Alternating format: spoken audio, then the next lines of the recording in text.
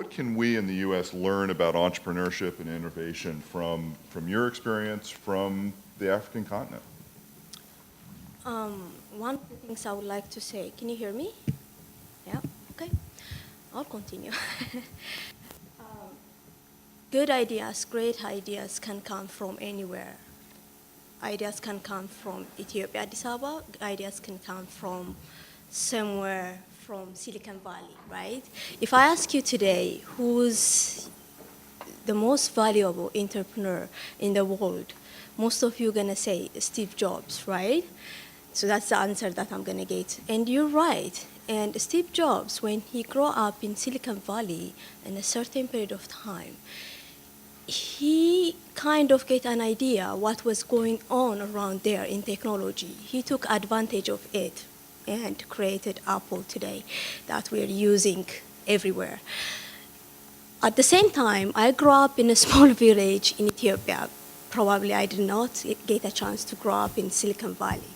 But when I grew up, I got a chance to learn how people try to make an effort to make it every day. That's what I learned from my culture. So today, I'm an entrepreneur, just like Steve Jobs, to be able to build a brand from scratch, even if I don't have the luxury of what he had. But I'm aspire today, as Steve Jobs, one day, in the next 10 years, my company can be an Apple of Africa. So ideas can come from anywhere. It's about us to be able to passionate about it and to be able to solve our own problems, at the same time to be able to elevate people's life. Today, Solve Rebels, proudly hire 25 global job opportunities.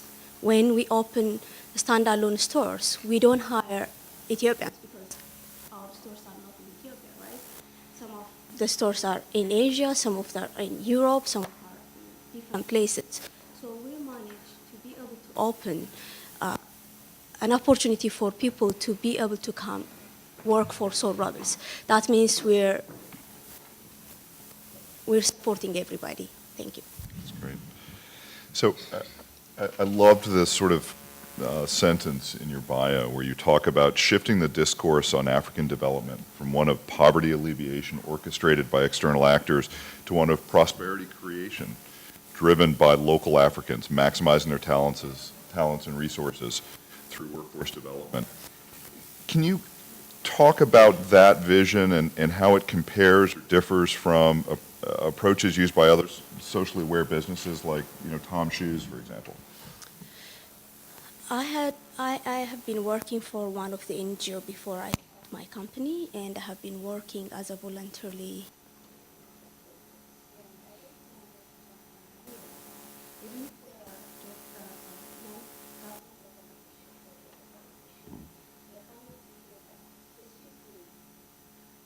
community to people who are poor, but they don't really do anything. For the last 20 years, I have been following, and I do have evidences of just creating, having. I've been watching some of the organizations, especially when I start my company, I'm able to go to one of the organizations to support me because they've been saying we're supporting women who have an idea to start their businesses. Not one company, not one organization, but 2 and 3 organizations denied me to do not support me. So my question is that if there is any organization to be able to support Ethiopians or Africans, why are we poor still after 40 years of aid? So that's why I'm always saying instead of focusing in aid organization, we should focus creating job opportunities for local people instead of saying these people are poor, to be able to ask, what do you need really? Do we ask them? No. We're always putting in the box, these people need this. Sorry. Oh, wow. I'm just talking for myself. So one of the things that I observe is that whenever people come to Africa, especially to my village, that they always put their bar really low. For example, you guys are from Western countries. You grow up and people are telling you that the sky is the limit to be whoever that you want, right?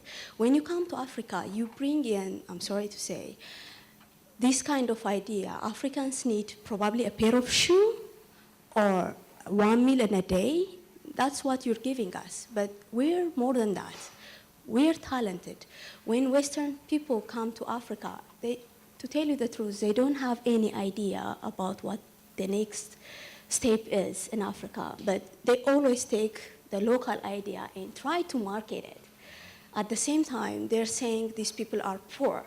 At the same time, they're stealing our intellectual property. And it's not fair for me as an African. And I want people to open their eyes whenever they buy a product I know that there is a lot of customers are getting smarter. They don't spend a penny without knowing where those products are coming from, who are producing them, why they are buying them. So that's my message for this. Thank you. That's great. One last question, and then I'll move on to the panel. But you mentioned, being a woman entrepreneur, and we've seen this explosion of entrepreneurship over the last 10 years, both in the United States and globally, and yet women still lag as entrepreneurs. And I wondered, do you have any advice or message to maybe some of the aspiring women entrepreneurs here about the special challenges that represents?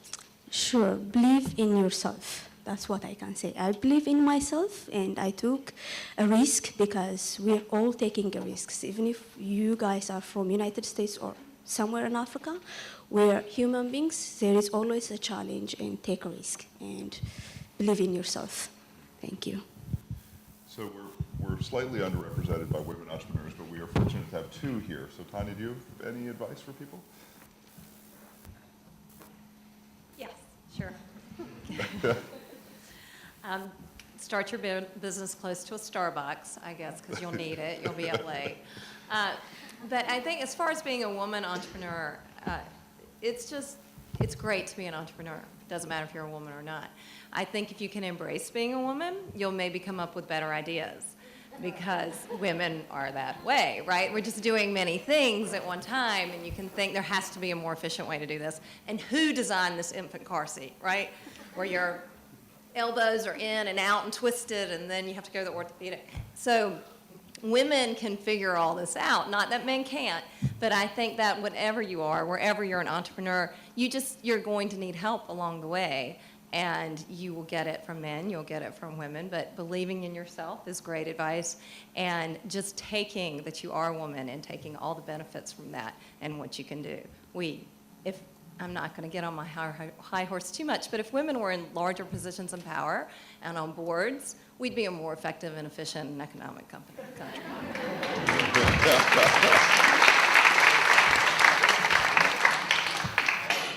So the title of this event was Changing the World. Maybe we could talk for a minute about how each of your businesses is changing the world, or how you aspire for it to change the world. You want to start? Sure. So changing the world, I saw that question and I thought, I don't know if I'm changing the world, but then I thought about what I do just as a teacher and what Pierce and Stephen do as artists, and teachers and artists do change the world. And we do that by promoting creative self-expression, by opening doors to people, by allowing people to think more critically. And so I think what the Beat Making Lab does, and as part of actually a larger initiative called the Beat Academy, which teaches other musical forms of expression, we're changing music education. So we're expanding the possibilities of music education, but we're also going around the world trying to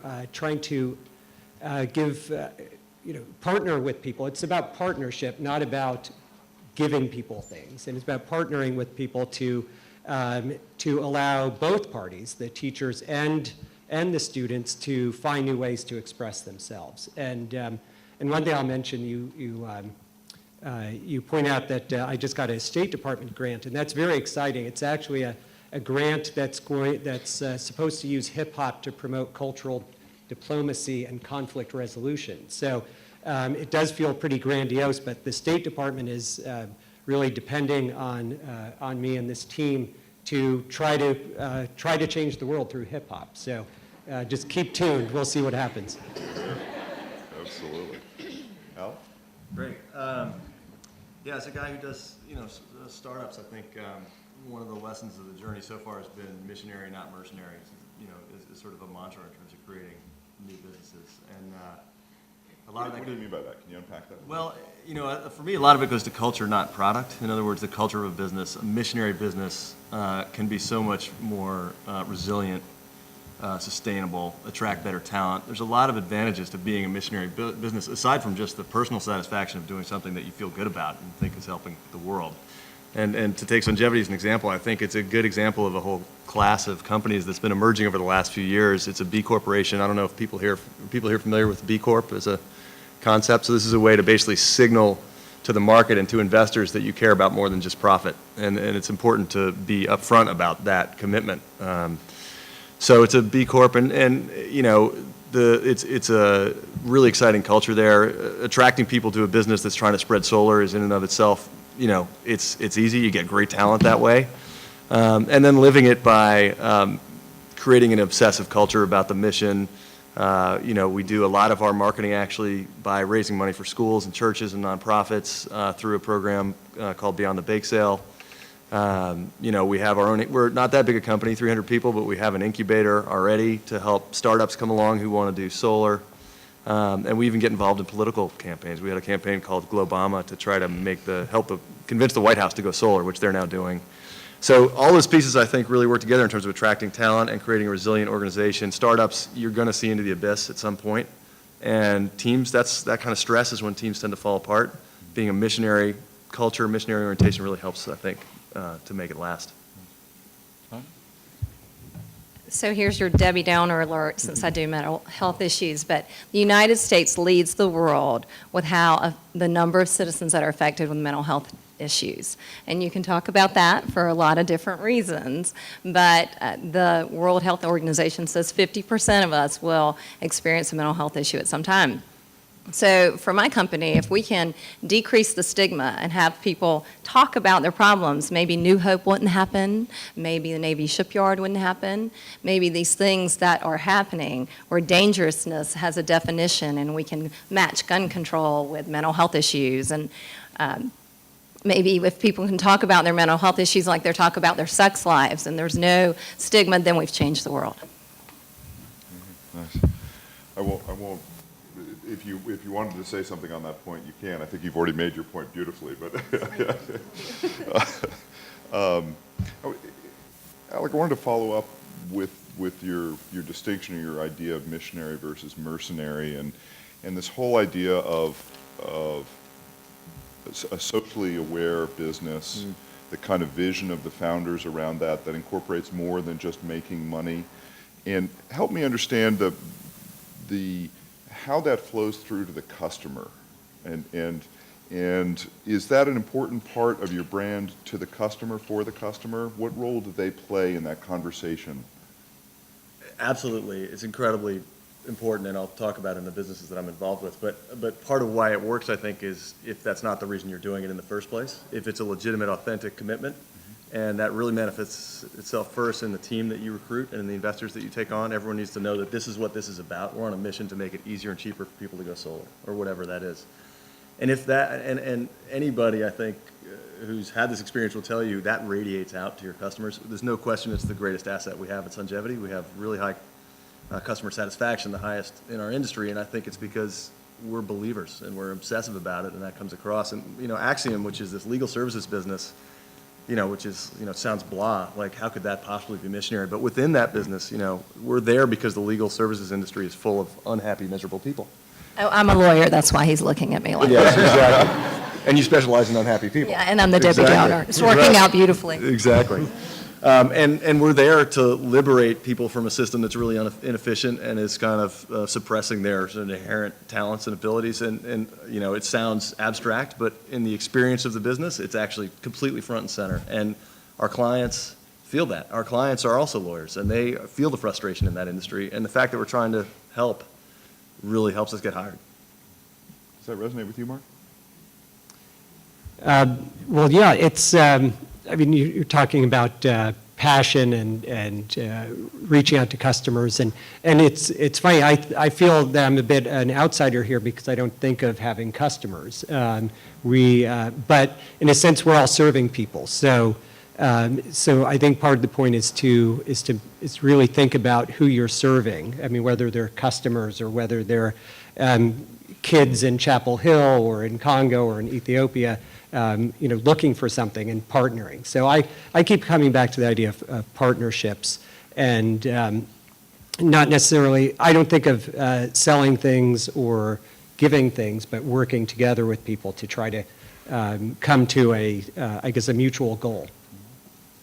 Beth, do your customers share your vision? Is that part of the experience of Soul Rebels? Yes, they are. That's why they follow what we're doing really closely. And one of the things that we do at Soul Rebels is we try to give a service for our customers and our employees equally, because most of the companies or brands, they give customers whatever they need versus their workers doesn't benefit any from their work. So at Soul Rebels, the way I see, or my principle, it's probably weird to hear, but it's happening, it works, that if you serve your employees and at the same time if you serve equally your customers, then you're a social enterprise, actually. And I believe in to bring in a really sustainable product to the market is a way to go, because if you don't have that product to sell or service to sell to people, there is no way that you're gonna sustain whatever you're doing. So, yes. So, I'm struck that I don't think any of your businesses could really have existed 10 years ago. Technology has been sort of a prime factor in all of these stories. What technological changes or what in the landscape changed to make your business possible? And what, as you look down the road, how's technology going to change your business as you think 10 years from now? Tania, you want to start us off? Well, I think I have to thank Steve Jobs. Steve Jobs really did for healthcare. He made a huge impact. He made it ubiquitous. So from your iPhone, you can now FaceTime and talk to your doctor. Things that you couldn't have done so long ago. The American Psychiatric Association in 1998 came out with a recommendation that we should start video conferencing with patients. The psychiatrist should video conference with patients. And they said, this is not a time for panic, but for speed. And that was 1998. And now it's just now becoming more acceptable, and now insurance companies are paying for it and those kind of things. Fast forward, what's going to happen in the mental health industry, as Obamacare comes forward, this is not a political statement, but as it comes, more people are going to come on the rolls with less providers. So you'll be having therapy with an avatar, and they'll be able to read your expressions and then say, oh, Bethlehem, you must be upset. I'm reading that. and they'll be very calm, and it'll be very annoying to you, right? Because they're like, don't you get mad. And so that's what will happen in our industry from there. I'm scared now. Yeah, that sounds too good. Alec?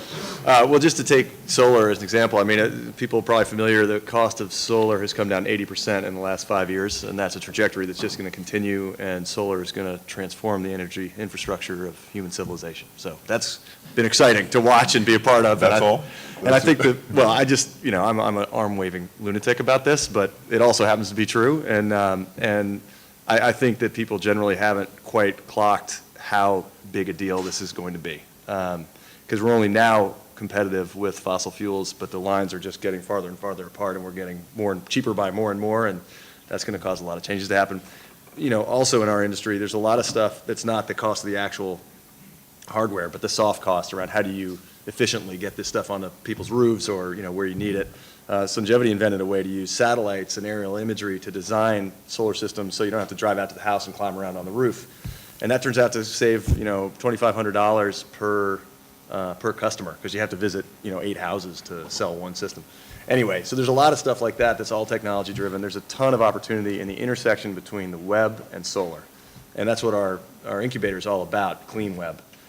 So I think there's, and coming down the pike, further solar cost reduction, and then battery storage is a critical piece of the puzzle that hasn't quite caught up yet, and is a huge opportunity. It's going to be a critical ingredient. So, Mark, I remember seeing in the video the sort of all the stuff come out of a knapsack. Yeah.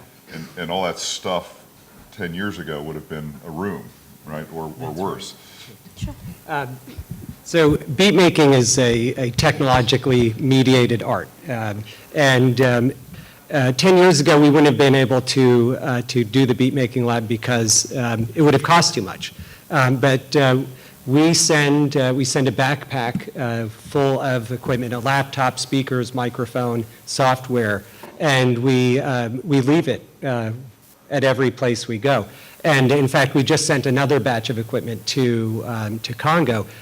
So we absolutely, beat making depends on that, but it's gotten cheaper. And you're right, we couldn't have done this maybe even 5 years ago. And in fact, it's getting cheaper. And with the State Department tour, I'm thinking of going from laptops to iPads because they're becoming robust, and DJs and beat makers are using them. So we're continually looking ahead and looking at technological developments, and as they become more robust and more portable, we'll keep going with those, and I'll just make our the beat making lab even more powerful. For me and for my company, technology played a really good role because I think we. again, we have been managed to sell our products online because of technology from Ethiopia. Even if we're in Ethiopia, we're able to collect different orders from individuals and to be able to sell our product. And the next step using technology is to be able to create a kiosk, so kiosks everywhere.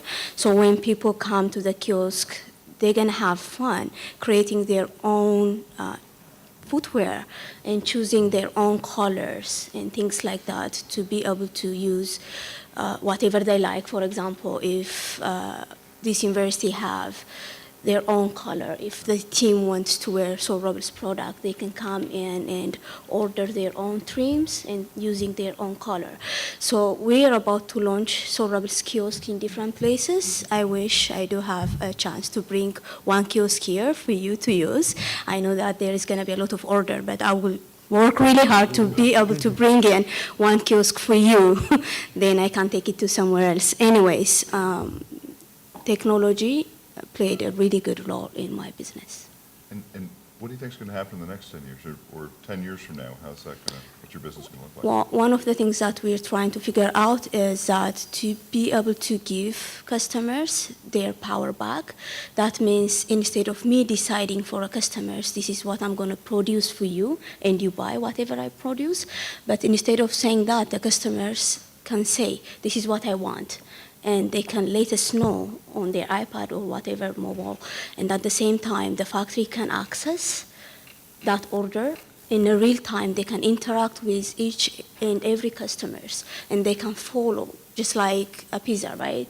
When you order a pizza, you can, see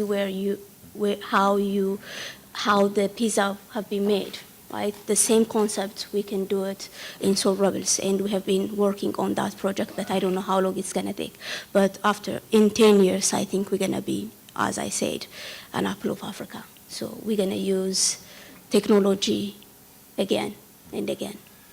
One of the things I loved about what you were describing before was this vision of, each employee being an innovator, being an entrepreneur, being a creative light.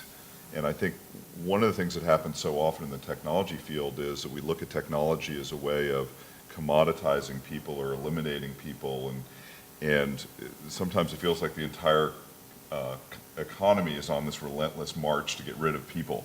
And I love this vision of how do we leverage technology to actually re-enable and re-actualize and maximize the human inputs. Yeah, exactly. So one of the things that we do in Soul Rebels is, even if we don't have the access of technology, but we tap on the technology that we have access for us. Even if we do have an internet access, people in the factory, they don't know how to use internet, so we have to give a training based on the need of the customer and what's about to come.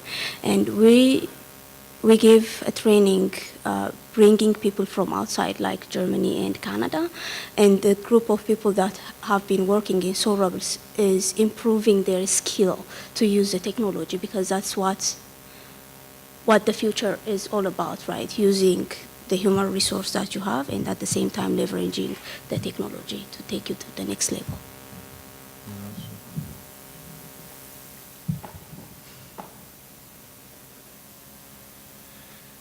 So, entrepreneurship is sometimes portrayed as a sort of singular, heroic effort by one person. And it is that.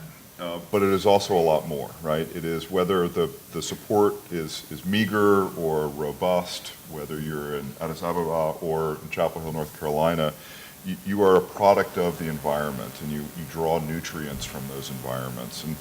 And each of your startups comes from different environments. And I wonder if you could just talk a little bit about those externalities, those things that fed you, those resources you had, and how they connect to what you've been able to achieve. Alec, why don't you start us off? Okay. To me, you're right. There's a range of different sort of nutrients, and I think that idea of nutrient bath that's a great analogy. For me, the critical piece is the team. It's the co-founder, it's the partner, it's that initial team that you kind of go through the experience with. I think that's where you really draw the energy and the persistence and the resilience. And so for prospective entrepreneurs, I mean, I think recruiting is the most important thing that you can spend your time thinking about. Finding the right partner to get started, somebody you believe that you can trust and go through horrible, horrible things together with, and also great things. And really investing in those relationships, those first few teammates that you work with, building trust, being transparent, learning how to communicate maturely, take on difficult issues. I think that's what, entrepreneurship is about doing a lot with a little, which I thought we did until I met Beth, and now I feel totally inadequate on that score. But doing a lot with a little is about, it actually comes back to team. And if you want to work miracles, you have to be a miraculous recruiter and relationship builder. So that's where I'd focus. I didn't have a co-founder, but I'm a Gemini and have multiple personalities, so I had lots of people to talk to all the time. So I didn't get that feed, and so you have to just find it from other places. And I would say to my husband, it's lonely at the top, and he would always say, what top? Like, it's just you sitting in that office. So, but it can be really lonely, and wow, I think that's a real positive way to spin it, that it's a nutrient bath. I think your passion can push you through, but don't fool yourself. It's going to be a long, hard, lonely road along the way. And that's the way it goes. Sorry. Any more inspiring words? Debbie Downer word again. Well, I'll put a different spin on it. No, I think it's true that there are great individual entrepreneurs and inventors, but it's something of a myth. I mean, if you look at Thomas Edison, he didn't invent the phonograph by himself. He had a whole team. He was the figurehead. He was the one who got the credit, but he couldn't have done it without his team. And really, it's hard to find any great innovator or inventor who has done it all by him or herself. And I mentioned partnerships. Those are absolutely crucial. And you asked, where do I get my nourishment or the nutrients? Really, it's the Beat Making Lab came from the idea came from students. Not directly. I kept getting emails from students saying, how can I want to take a class in beat making. When are you going to teach a class in beat making? And how can I do DJing? Or how can I do this or that? And I would always have to say, well, you can't here, at least. We don't have classes. And then finally it dawned on me that maybe I should do something about it. So I was really harnessing the passion of students and trying to make that a reality. And so, I mean, anyone who teaches here is lucky to work with these students because we're constantly feeding off of that energy. So I would say all the students here are partners. And I'll even say, if anybody wants to get involved in Beat Making Lab or the Beat Academy or the State Department grant, just send me an email because I need lots of partners.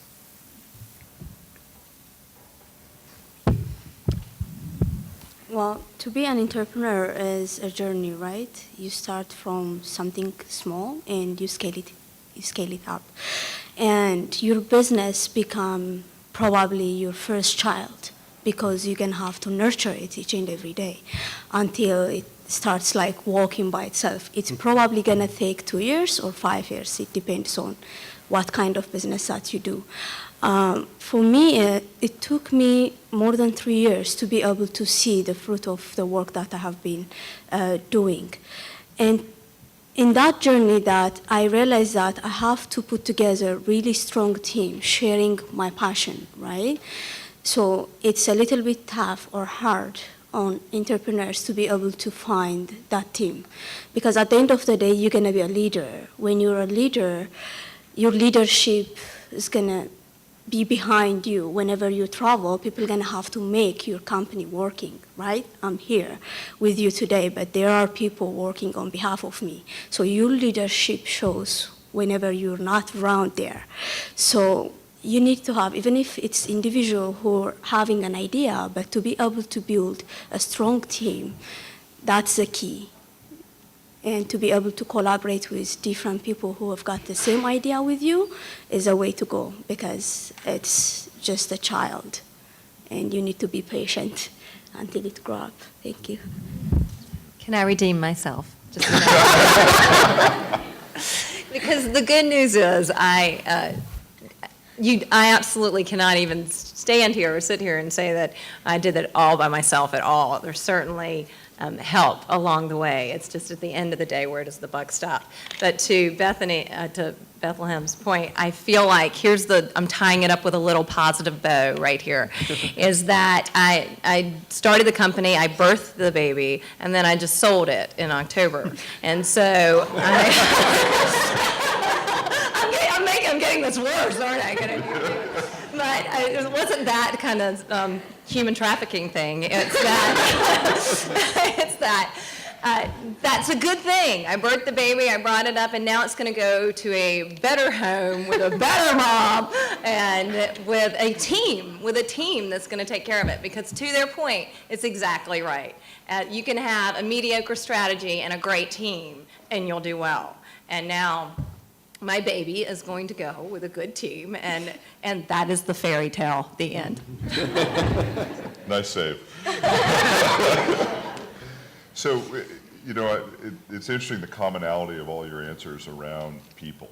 And, early stage companies, small companies, they're always incredibly resource constrained, or almost always incredibly, unless you're in the valley, but resource constrained. And really probably the secret to success I've seen in my experience is great entrepreneurs who are able to collect other people to their banner. They're able to, whether they be employees or partners or investors or whatever else, and you all touched on that. Any advice, all that said, there's only so much you can do being a cheerleader and attracting those people. There come those connection points with the world where you need resources and you just don't have them. You can't pay that $10,000 to go to that trade show, or you can't pay that supplier what you need. Can you talk a little bit about how you deal in a resource-constrained world in those early stages, and any tips, strategies, or examples? I think the reason it's, I'm afraid there aren't a lot of sort of silver bullets with that. I mean, I think it's an environment that demands creativity because, you just got to push yourself to figure things out. And, one of the difficult things about it is you find yourself asking for help a lot, asking for a lot of favors, working a network, pushing yourself well beyond your comfort zone in terms of, I emailed Lee to ask for help and he didn't email me back because he's busy, and then I emailed him a second time and then I'm going to call him. There's a lot of those kinds of moments, and you just have to kind of be persistent and keep pushing, and that's tough. And as a potential entrepreneur, it's something you need to both expect and also look inside yourself and say, am I capable of that? Because I think it's part of the journey. But you got to ask for help and get lucky enough to receive it. Speaking of scarce resources, so one bit of advice I have is when you don't have a lot of money and you have to figure out where you're going to invest it, I would recommend investing money in finding a way to tell your story in a very compelling manner. Because I'll just give the example of this video that you saw of the beat making lab.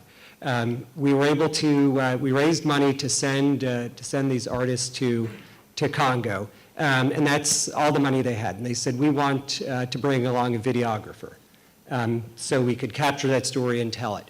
And we didn't have the money for it, or they didn't have the money for it.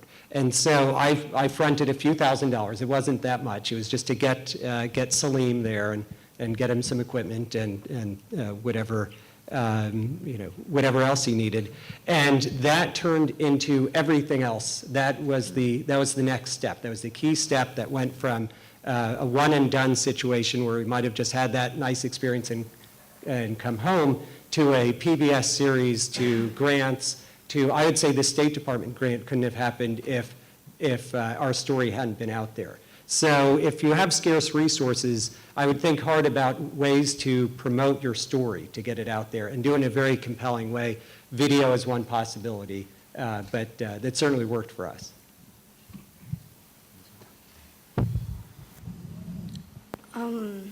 People talk about support, help from different people. In my experience, that even if I need support or help from somebody, I know that I'm not going to get it for different reasons. So I have to come up with a solution all the time before I ask anybody to help me. One of the things that happen is in my business, when I scale up my business, I needed to get some money from the bank, and the bank asked me for collateral, right? If I have a collateral, there is no reason that I'm going to go to the bank. That means I have a lot of things, right? So one of the things is that if we realize that people are not going to be there for us, then we're going to have to find a way to go out. So here I am. I start my company with $5,000 and with 5 people. Today, we hire more than 500. But even today, we're not going to the bank as a company to ask for loan because those banks are going to ask the same thing, which we don't have still now. And one of the things that we're smart about is that whenever you don't have a lot of access to a lot of things, you're kind of play around, with the infrastructure that you have, everything, resources, things like that. That makes you a successful entrepreneur, right? Play with whatever you have. Go with the flow. Thank you. I just want to take off on Mark's point for a second. There's 2 things. And if you haven't read The Lean Startup, I recommend it. And to Mark's point, Dropbox, which I'm sure you all know, just nod your head if you do, Dropbox. Well, he needed 50 million or so to get started. But instead what he did was a YouTube video, a 2 or 3 minute YouTube video. And they got like 50,000 hits, so they knew they had something going on, and then he could raise the money. If I could do it all over again, I would have built a much lower minimal viable product than I did, and I would have done more screenshots and pictures than actually building until I learned more. And my last point would be free is really expensive, and you'll understand that once you try to go get help from someone and they'll give it to you for free because you can't make those kind of demands that you would make of someone if you were paying for them, and you're a little bit lower on the pole, and it might take you longer. And I outsourced my product to Romania, and it didn't cost me as much, but it cost me a lot in time. So it's all a trade-off, and that's part of learning and becoming a great entrepreneur and a great business person, because you're going to mess up, but you'll figure it out. So, having talked about it takes a village to be an entrepreneur, you know, at the end of the day, being an entrepreneur is a really deeply kind of personal, emotional journey. Can you each take a minute to talk about maybe a moment that felt like your darkest hour, that was sort of that's it, I'm done, I'm going home, and how you got through that moment to the success that lay at the other side of that? Do you want to start us off? Sure. I don't think people are gonna like this, but I'm gonna say it. I went to Atlanta to introduce my product to in a trade fair, and I had different visitors. One of the visitors is saying that, "Are you making a shoe in Ethiopia?" I said, "Yes, we're making these beautiful shoes in Ethiopia." He goes, "How are you guys doing when you don't have anything to eat?" So those are like the time that I said, I'm done. I'm not gonna do this again.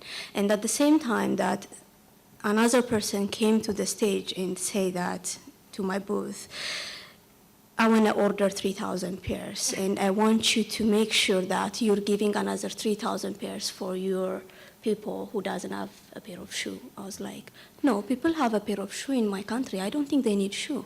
He's like, "There is another company behind you who's doing the same thing that I'm saying, so you should follow his model."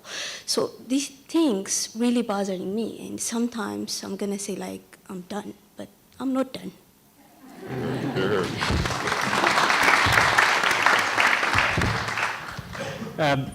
Well, you know, I'm actually, I think the Beat Making Lab and the Beat Academy, the larger initiative, is experiencing some growing pains right now.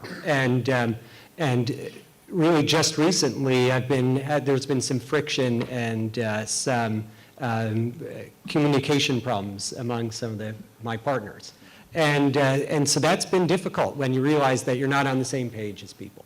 And you realize that people might have different assumptions and different values, and that can be very discouraging. So one thing I would say about that is be as transparent as possible with your partners, and state your assumptions, and put everything out there so that you're thinking the same things. And because you know, things could still go wrong, but at least you'll know you may have, it'll reduce that friction, but I think communication problems, I think it may be inevitable, but that's where I've been having some issues that I've had to overcome. But, you know, every business, I think, sees into the abyss at some point, which I think I said earlier, but you know, you have to know that moment is coming. And in every business I've been involved with, there's been a moment where we looked at each other and said, "Oh, no, we're not going to make it." And then you go through this video screen in your head of the people that you convinced to give up their day job and take a 50% pay cut to come work with you on this adventure, who are now going to be out of work, of the investors who took a chance on you, and you're going to have to call them and say, you know, "We got a zero, I did my best." Those are not fun moments. And you know, and you have to know they're coming, because when they do come, you got to persevere and you got to power through, and you probably can. And if you didn't know they were coming, I think they're a lot harder to take. So, you know, I could give examples, but I'd probably go on all night and end up crying on somebody's shoulder. We've got therapy for that. Yeah, exactly. But anyway, we made it in most of the cases I've been involved with. The other things I think are hard are sometimes you have to lay people off who you really care about and who are trying really hard, and that's just part of the process, and that is, you know, that's a hard thing to get to sleep after. And I think there are some real personal costs too. You know, it's very absorbing, and often you're not as present as you'd like to be, and there's a price to pay for that as well.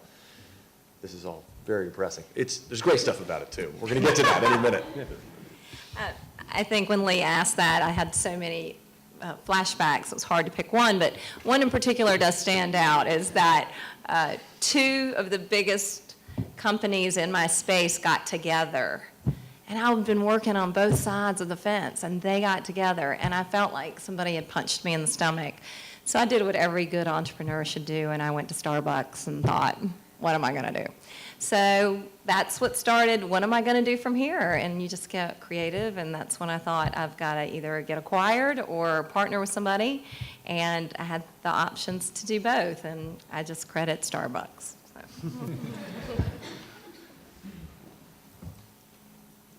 I'm not sure how to ask this. If you had it to do over, would you be an entrepreneur? I'll answer that. Not the way I did it. I will never do it the way I did it again, which is completely bootstrapping it. I'd recommend it because you learn a lot. I'm a much better business person, but I'm not young enough anymore to do it. But all of you out there look like you're young enough. So you can do it. You can take the time and do it and bootstrap it and find your passion. And I am so grateful for having done it, because otherwise I would have had a boss, and I don't know what that's like now. For 13 years, I haven't answered to anybody. And so there are lots of advantages to that. And there's obviously some disadvantages, but otherwise you might be punching a time clock and wondering about your 401k, and go do it. Go do your dream. Just real quick, Alec. Yeah, I would do it. I would do it because you pick the people you work with. It's an incredible privilege that you get in almost no other profession, and it's really, really valuable. I would do it because if you value intensity of experience as opposed to contentment, those things are sometimes in tension. If you're one of these intensity people, you can't beat this, I think. So. Yeah, that's it. Okay, to wrap up, I think this question was asked last year, and I think it's going to be interesting to see how people respond. If you had to pick one trait of an entrepreneur that you felt like was the most important trait, and I'll make it even harder, in one word, what would it be? Can I start us off?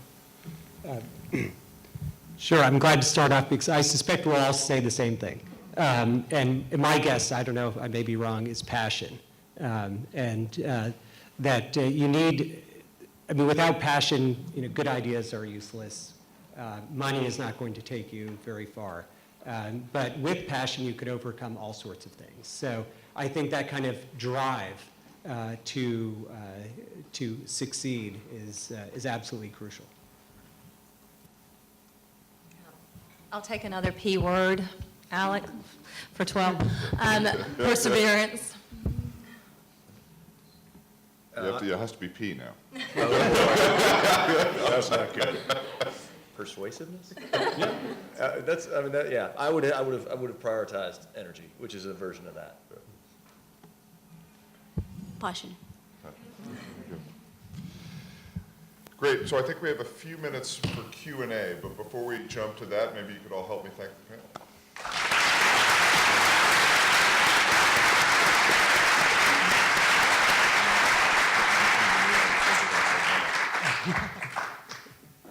Does anyone have any questions?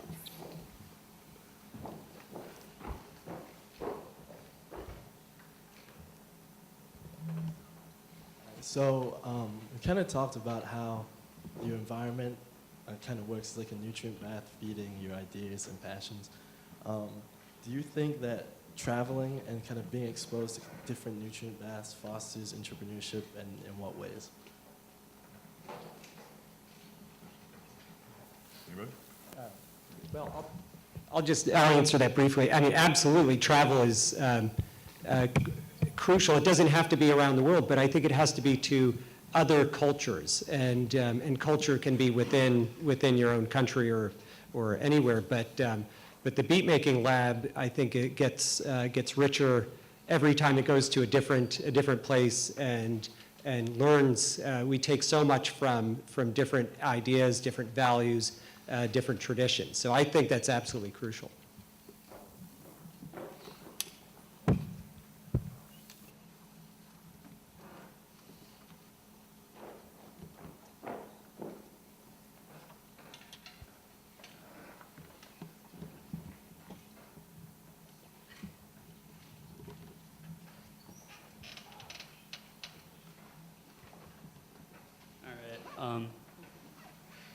Is it okay?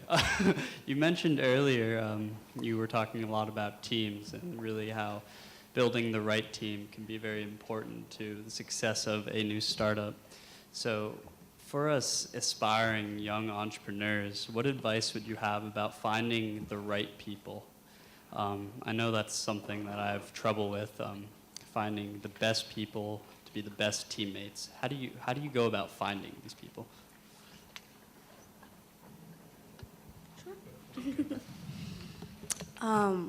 When I recruited people to come and work for Soul Rebels, one of the things that I do is I make sure that they know what we're about to do. And I ask that question a lot, because if people come prepared, that means they want to work for you. That's one of the things that you should do, that like, do you know what I'm doing? You can ask that. And the other thing is, what's your passion? Are you happy to be able to work with me? So it's not about only the education background that they have, it's also about passion, right? If they're not passionate about what they do, they cannot make any difference in your company. So don't do it, don't hire them, no. First, I would just encourage you to shoot high and be ambitious. I think people sometimes don't do that enough, because you think, who wants to join this crazy thing? You know, why would they give up their day job? You have to be ambitious if you're going to build something great, and do your homework, meaning it's very hard to get to know someone through interviews, but take the time to figure out who else knows them, where they used to work, and what they're, do that back channel research. And then the other thing I'd say is hire happy people. If you want a good culture, you start with hiring happy people. First of all, thank you all. My question is specifically to Bethlehem. How did you find an outlet for your business for the international market? How did you open your first international office? Because for me, that's really the magic about your success, and I want to know about that. You mean store? Yeah. How did you find an outlet like for your market internationally? What's the story behind you going beyond the market in Addis or in Ethiopia? Well, it's an interesting question. As a brand and as a company, you should have some kind of plan after like 5 years, 3 years. This is what I'm about to do. One of the things that we were doing as a company is we were selling our product through Amazon, Urban Outfitters, and Whole Foods, right? So there is a big problem selling our product through those channels. One of the things is products marked down versus you're selling in another outlet. People cannot compete with Amazon, Urban Outfitters, and others when products marked down. So we figured that if we're out of that routine, selling our products to them, and to be able to open our own branded stores, that we can control the price and the value of the product, that's something that we should do. So we decided to go globally, and then to be able to find people, to be able to have a partner who have a background of retailing and fashion and things like that. And we're able to manage even crafting how people are selling our products through those outlets. So because one of the things is to be able to have investors to sell your products in their countries a little bit harder, right? Because we give a franchise right for people to come in to buy our products and to resell it. So that's how we succeed, because we do have really good products. Hi, so this question is for Lee in Bethlehem. So, in Africa, despite the poverty, Africa is very rich in natural resources, which has created a concentration of wealth, right? So what opportunities do you guys see for venture capital in Africa? Because, that's what's provided resources in America is venture capital for many technology startups and what have you. So what opportunities do you see in Africa for that same type of venture capital funding for entrepreneurs in the various countries? There are companies, startup companies, to be able to invest in green economy, because that's one of the things that we have back in Ethiopia or Africa, because we're, as you said, we're rich in the resources. And that's something that we should think about with people around here to be able to come to invest in Ethiopia and Africa. And the resources that we have is for example, if people want to come and invest in wind energy or things like that, agriculture, it's still there. People didn't touch it. So I would say there is tremendous opportunity in Africa and in Ethiopia. So come and see. And I guess I would just echo that. I think there's a lot of great investment opportunity in Africa. It's still a very inefficient marketplace. And it's not sort of the lowest hanging fruit for a lot of capital investors, but that creates wonderful opportunity for those who are willing to take the time and effort to find great opportunities in Africa. I have a two-part questions related. When in your development process did you realize how important branding is, and how did you go about doing your branding?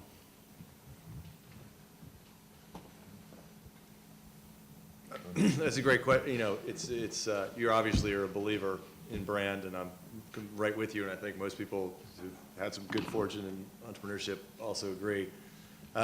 It really helps to be cognizant of it right from the beginning. It's a hard thing to figure out later, and it really helps to have a sophisticated understanding of your customer, which is the one thing that kind of holds you up, is really understanding your product and your customer and building the brand. You know, growing organically out of that. But you know, it's incredibly important. You know, anybody else? I'm sorry. When did you start to think of Soul Rebels as a brand, as it's sort of distinct from? Well, it's kind of interesting. When we start the company, we don't even know what branding is, but when we come to the point that we see people stealing intellectual property of other people, we kind of feel that we go ahead and register our trademarks everywhere, versus that we didn't start from scratch to be able to build a brand. But after 2 years, I believe that we register our trademark here in the States and other places. That's not something that people should do today, because it's really important whenever you have an idea, you go ahead and register your trademark, because that's your idea. Once people see your idea is working, they're gonna go ahead and register it, and you're gonna be ended up paying a lot of money to get back your own idea from somebody else. So careful. Yes, I could just say something briefly. I'm a believer in branding, and I'm an academic, and we generally hate that term, but because it sounds so corporate. But think of it as telling your story, and it's crucial to tell your story, and your brand is your story. So I would say one way, think of it that way.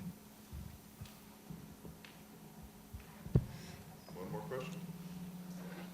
My question is for Bethlehem.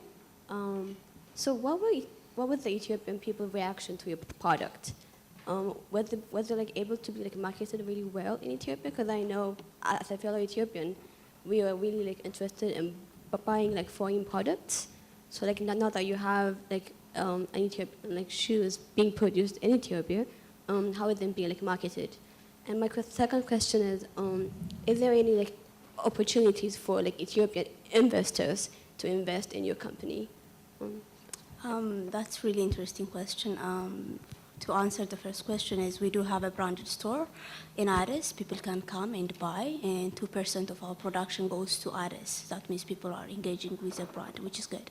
The other question is, can we invest here in my company? I say no, because that's my business. I'm not gonna give it to anybody else. If I wanna do it, I wanna give it to people who worked really hard, and I wanna give them after 2 or 3 years. When I see Soul Rebels really growing, I'm gonna give them the share of the company. That's what I wanna do. I don't wanna sell Soul Rebels. No. Thank you all very much for some great questions and your attention, and thanks again to the panel.